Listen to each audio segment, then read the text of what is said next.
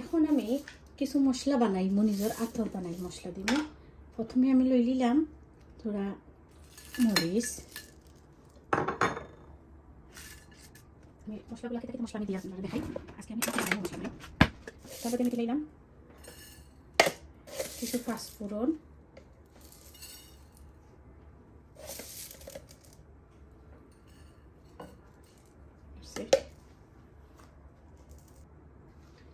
দিলাম 2টা স্টার মশলা, দিলাম 2 চামচ পাঁচফোড়ন,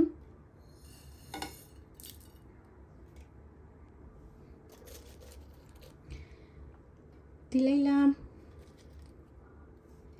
2টা খালা বড় এলাচ, আর দিলাম কয়েকটা সাদা এলাচ, গ্রিন এলাচি।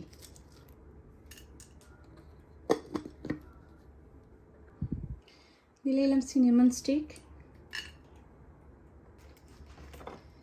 দিলাম সামান্য জয়ত্রী,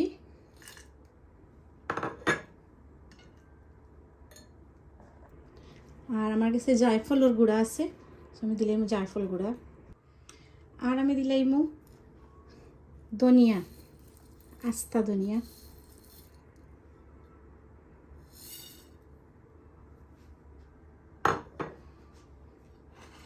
আমি এই মশলাগুলো ইউজ করবো।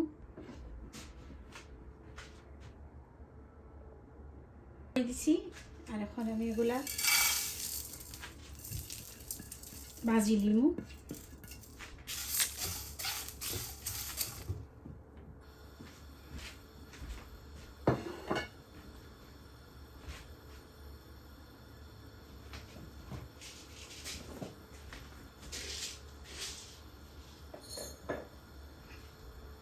দিলাম কয়টা গোলমরিচ,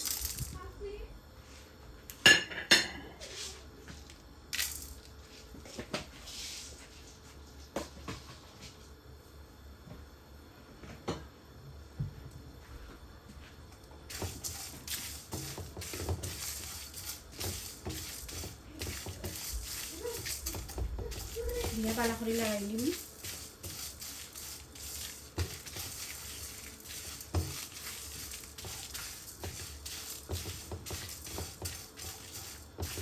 মশলাগুলো থেকে একটু সময় প্রপারলি ভাজা হয়েছে না, লো হিটে, মিডিয়াম টু লো হিটে ডাল দিব।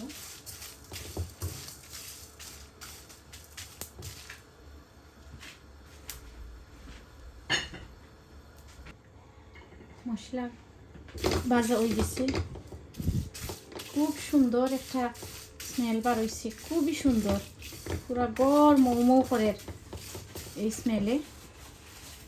মশলাগুলো ভাজা নাইস হয়ে গেছে। এই দেখো কিলা সুন্দর ভাজা ভাজা হয়েছে।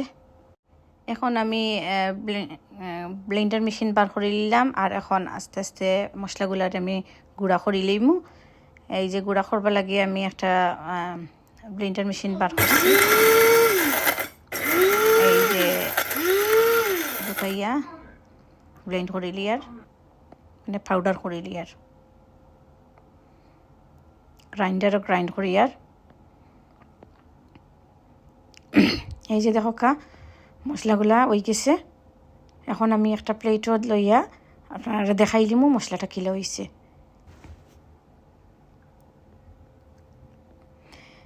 এই যে ডালিয়া দেখাইয়া, হোয়াট এ কালার, উফ হোয়াট এ স্মেল। বিশ্বাস করো এই স্মেল যদি আপনারা করাইতাম পারতাম, দেন বুঝলাও নে যে এই মশলাটা আতর বানাইল মশলা আসলেও বালা। আপনারা আরে আমি রেকমেন্ডেড করবো, আপনারা যখন কোনো মাংসর তরকারি খাইবা, আর যখন চাটনি জাতীয় বা তিলি চাটনি করবা, তখন অবশ্যই অবশ্যই এই আতর বানাইল মশলাটা আপনারা ইউজ করেন, যেন দেখবা নে আলাদা একটা ফ্লেভার, আলাদা একটা স্বাদ। ইটা রেস্টুরেন্টর শেফ অকল ফেইল হয়ে যাবা আপনার কাছে। তো অবশ্যই